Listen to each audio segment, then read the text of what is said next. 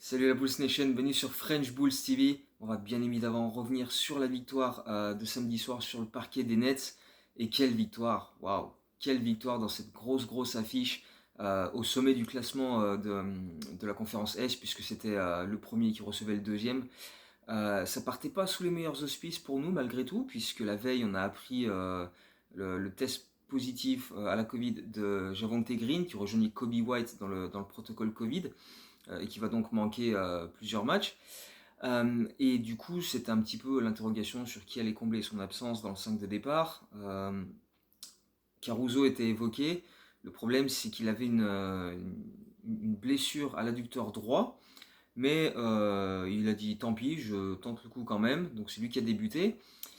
Le problème, c'est qu'il a assez rapidement aggravé cette blessure et que du coup, il n'est pas revenu après le premier quart-temps. Donc il a fallu en plus faire sans lui en cours de match. Donc ça a été voilà, c'était pas forcément les meilleures news pour aborder ce match-là, mais malgré tout, les Bulls sont allés le chercher et c'est une nouvelle preuve, si on en avait encore besoin, de l'état d'esprit, de la combativité, du caractère de cette équipe, tout simplement. Euh, Ça avait pourtant pas été franchement fou en termes de jeu, en tout cas dans la première mi-temps. Des premières minutes où on a balancé des tirs à 3 points un petit peu dans tous les sens sans vraiment chercher à construire plus que ça, pas beaucoup de mouvement, pas beaucoup de rythme. Euh, un peu aussi parce que la défense des Nets avec beaucoup de switch en permanence faisait que on avait des grands qui se retrouvaient sur nos petits et les match-ups favorables à l'intérieur on n'arrivait pas forcément à les servir pour en profiter. Et c'est vrai que les Nets, c'est une équipe qui fait beaucoup de switch, mais c'est aussi l'équipe qui est numéro 2 de la ligue en termes de pourcentage qu'il concède à l'adversaire, de pourcentage au tir. Les équipes shootent à 40 et quelques pourcents face à eux, donc c'est vraiment très bas comme pourcentage pour l'adversaire. Et même, ils sont même premiers de la ligue à 3 points, donc ouais, les adversaires doivent shooter à quelque chose comme 30% à 3 points contre les Nets, donc c'est très peu. Donc ils font évidemment en sorte que t'en prennes pas mal face à eux. Et donc on a eu beaucoup de mal au début, on a mis vraiment beaucoup de temps avant de trouver un quelconque rythme offensif. Donovan a dû prendre un temps mort assez rapidement. Euh, on a réussi quand même à rentrer quelques trois points au bout d'un moment. Caruso en a mis deux dans les corners avant de finir par lâcher l'affaire. Lonzo Ball en a rentré un également. Derrick Jones Jr. aussi en a rentré deux. C'est pas très souvent de sa part, mais il en a rentré deux sur ce match-là.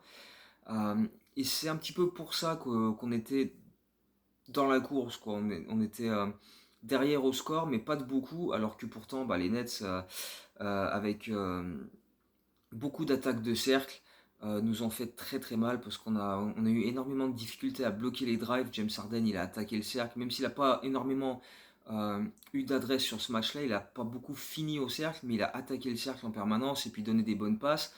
À l'intérieur, quand c'était Aldridge, Millsap, tout ça, on a eu beaucoup de mal à les contenir.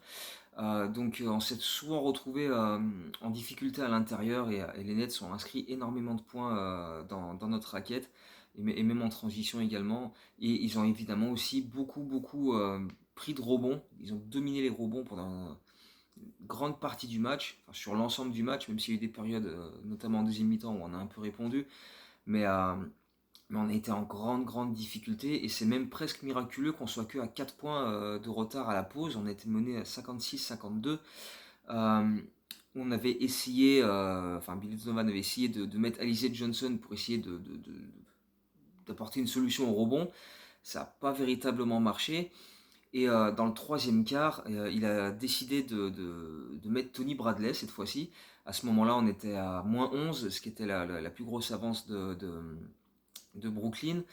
Euh, on avait du mal, on n'arrivait à rien, on continuait à encaisser des tonnes et des tonnes de points à l'intérieur. Et quand les Nets rataient un shoot, c'était rebond offensif et les hop. On n'arrivait à rien, il n'y avait pas de box-out, on bloquait rien du tout.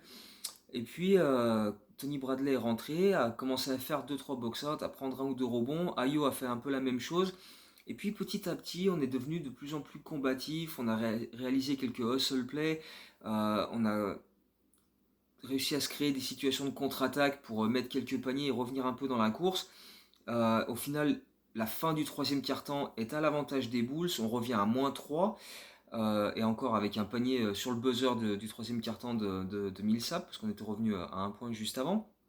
Euh, et là, du coup, grâce à ces efforts de la fin du troisième quart, tu te dis, bon, on est quand même bien revenu dans le match, on peut laisser la place au show DeMar DeRozan, King of the Fourth, le roi du quatrième quart-temps, qui nous a encore réalisé un festival, mais oh, et franchement, j'ai de plus en plus de mal à trouver des qualificatifs à ce que fait DeRozan. C'est tout simplement hallucinant. Euh, Dès que le quatrième quart-temps débute, le mec, ça devient... c'est incroyable.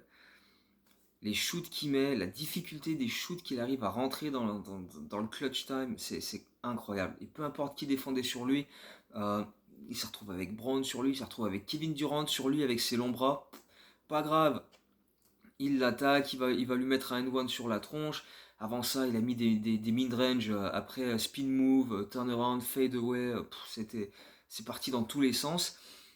Et les Bulls, en continuant de profiter de ça, et en plus de leur super défense qui était vraiment beaucoup plus active sur cette partie-là du match, euh, ont réussi à revenir, à passer devant et s'offrir une fin de match extrêmement serrée. D'ailleurs, la fin de match est quand même assez folle.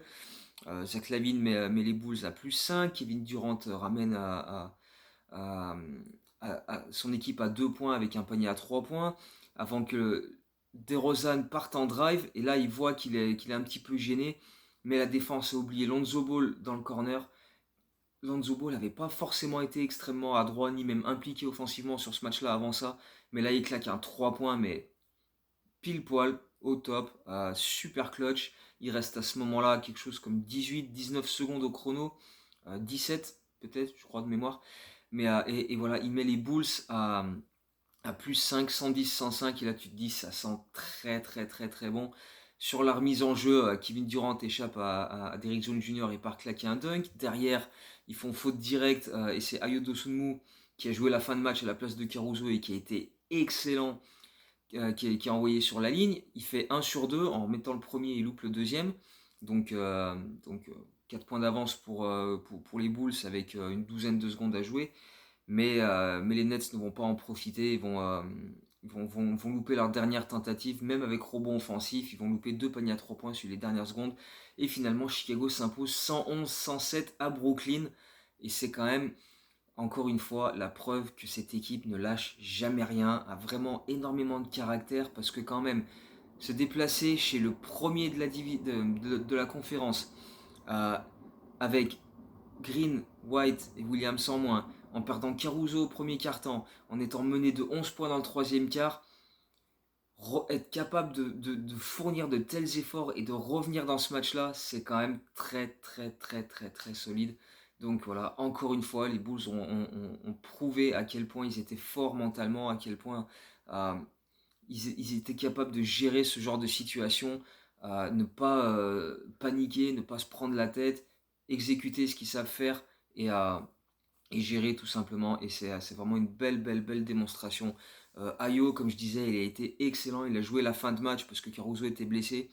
Et Billy Donovan l'a dit plein de fois, il a confiance totale en Ayo Dosunmu. Il n'a aucun problème à le mettre dans les moments décisifs parce qu'il a peur de rien.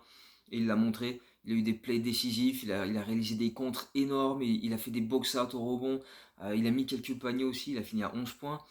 Euh, à 5 sur 6 en plus, voilà, en attaquant le cercle et tout. Il a mis son lancer franc à la fin.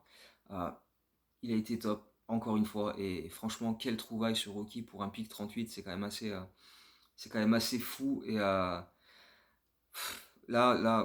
il avait perdu du temps de jeu dernièrement, mais je veux rien savoir quand tout le monde est dispo, quand Kobe White revient, Caruso, etc. Il faut plus que Dosunmu il joue moins de 10 minutes par match. Lui, c'est entre 15, 18, 20 minutes. Ce mec-là doit jouer. C'est pas possible autrement. Il est juste trop fort. Il fait tellement de différence défensivement. C'est lui qui a le meilleur plus-moins de ce match-là côté Bulls. Et il a vraiment été extraordinaire. Franchement, chapeau à Yo parce que, enfin, comme depuis le début de saison, quoi, il montre à chaque fois qu'il est vraiment top, top. Donc, super, super joueur. Euh, Maintenant, on est quand même sur un bilan de 9 victoires et 4 défaites à l'extérieur, ce qui est quand même fabuleux. Perso, c'est une de mes stats préférées de ce début de saison, parce qu'on est quand même allé sur beaucoup de parquets très très compliqués, chez les Clippers, à Denver, même les Lakers, tu peux les compter comme un parquet compliqué. Portland, bon, on a perdu ce match-là, mais enfin, voilà, les Nets, les Knicks, on est allé à Boston. euh, beaucoup de parquets difficiles sur lesquels on est allé faire de belles perfs et on est allé gagner la plupart d'entre eux. Donc c'est vraiment vraiment plaisant. On voyage très très bien et c'est quand même franchement intéressant. Maintenant, pour ce qui est d'enchaîner, on va voir ce que ça donne au niveau de la blessure de Caruso. Il est annoncé douteux pour le match contre Denver ce soir. À voir, je pense que c'est peut-être mieux de le reposer un match ou deux, sachant que là, on joue Denver ce soir, on joue Cleveland mercredi à Cleveland, et ensuite on a 2 jours sans jouer, on est à Miami samedi soir, et ensuite on a encore 2 jours sans jouer. Je pense que si Caruso ne joue pas contre Denver et contre Cleveland, histoire qu'il se repose un peu, revienne contre Miami et voilà, profite des jours de repos qu'on a pour vraiment se soigner, etc. Ça peut être une bonne chose parce que si ça s'aggrave, par contre, ça peut vraiment mettre beaucoup de temps à guérir et du coup, là, ça pourrait se compter en semaines son temps d'absence, donc ce serait quand même assez dommageable. Même si on est en décembre, il vaut mieux qu'il rate maintenant qu'en avril, effectivement, mais bon, si on peut éviter quand même de devoir voilà, trop tirer sur la corde et s'il faut le reposer un ou deux matchs, bah, faisons comme ça quoi. Après c'est vrai que les ischios c'est toujours un peu compliqué parce que ça demande du repos tout simplement, mettre de la glace, des massages, repos, glace, massage, repos, glace, massage, repos. Donc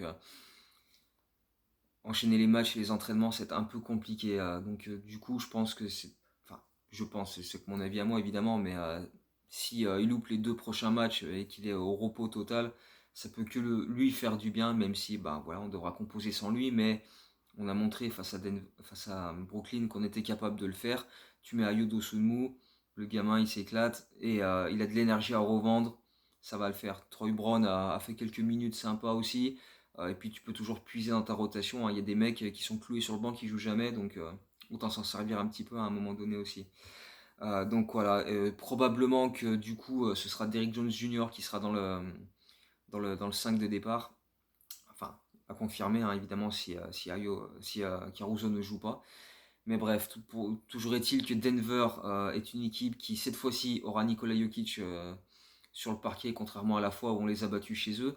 Mais beaucoup d'absents avec Porter Junior, avec Dozier, enfin bref, ils ont pas mal d'absents. Murray évidemment absent longue durée. Donc ça reste un match qui est prenable pour nous si on fait les bons efforts. Après on va à Cleveland mercredi. Eux ce sera peut-être un peu plus compliqué en termes de match-up avec tous leurs intérieurs et toute leur taille. Ils ont ce qu'il faut pour bien nous emmerder. Mais ça reste un match qu'on est capable d'aller chercher également. Donc on va espérer qu'on soit capable d'enchaîner malgré les absences qui commencent à être de plus en plus nombreuses, en espérant qu'il n'y ait pas d'autres cas de Covid qui viennent s'ajouter à la liste dans les prochains jours, ce serait pas mal quoi. Euh, Bref, sinon dans les autres petites news hors parquet, il y a eu dernièrement des rumeurs avec Mark Eversley, notre general manager, puisque les Portland Trail Blazers ont viré leur GM, Neil Olshey, qui avait des enquêtes sur lui, comme quoi c'était... euh, voilà, il y a eu enfin, beaucoup d'histoires par rapport à son comportement avec tout le monde dans la franchise. Ça rappelle quelque chose, non?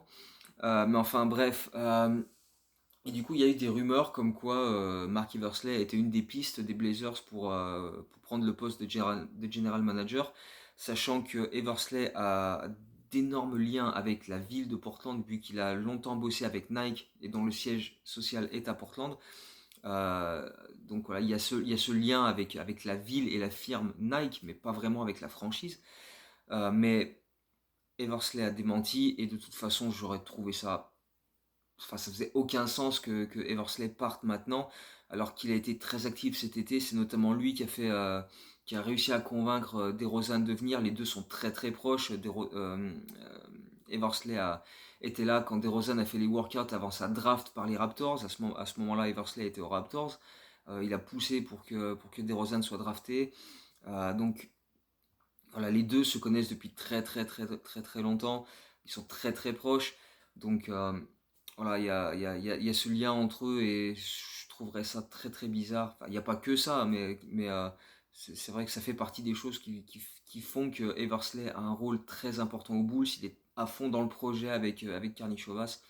Je vois vraiment pas pourquoi il partirait de chez nous. Donc même lui a démenti de toute façon. Donc il est clairement dans le projet. Et tant mieux parce que bah, voilà, avec ce que nos dirigeants nous ont fait cet été et ce qu'on constate depuis le début de saison, bah, il n'y a pas de raison d'en changer. On est très très content comme ça. Donc voilà, on va passer au quiz. Dans la dernière vidéo, on parlait de quelle équipe on avait affronté le plus de fois dans notre histoire en saison régulière. Et c'était les Detroit Pistons qu'on a affronté à 271 reprises. Et pour la petite histoire, on mène 138 victoires à 133. Et ça permet d'enchaîner sur la question de cette fois-ci. Quelle est l'équipe contre laquelle on a le plus gros pourcentage de victoires dans notre histoire? Je vous donne un indice, c'est une équipe de l'Est qu'on a battue récemment. Voilà. Euh, donc à vous de me dire de quelle équipe il s'agit, contre quelle équipe on a le plus gros pourcentage de victoires dans nos affrontements directs face à eux. Maintenant, ouais, donc comme je disais, Denver cette nuit, le baromètre des Bulls que je vais mettre en ligne tout à l'heure, Cleveland, et on fera sûrement un point à ce moment-là.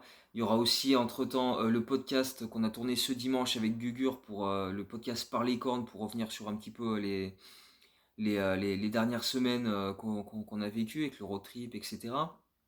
Et puis bah, voilà, les articles, live tweet du match à Cleveland mercredi soir. Et puis après, ben, voilà, on va juste tout simplement espérer continuer sur cette belle lancée parce que ben, voilà, les Bulls nous régalent depuis le début de saison et voilà, pourvu que ça dure le plus longtemps possible, quoi. Donc voilà, d'ici la prochaine vidéo et les prochains articles, portez-vous bien, à très bientôt. Ciao, ciao, go Bulls.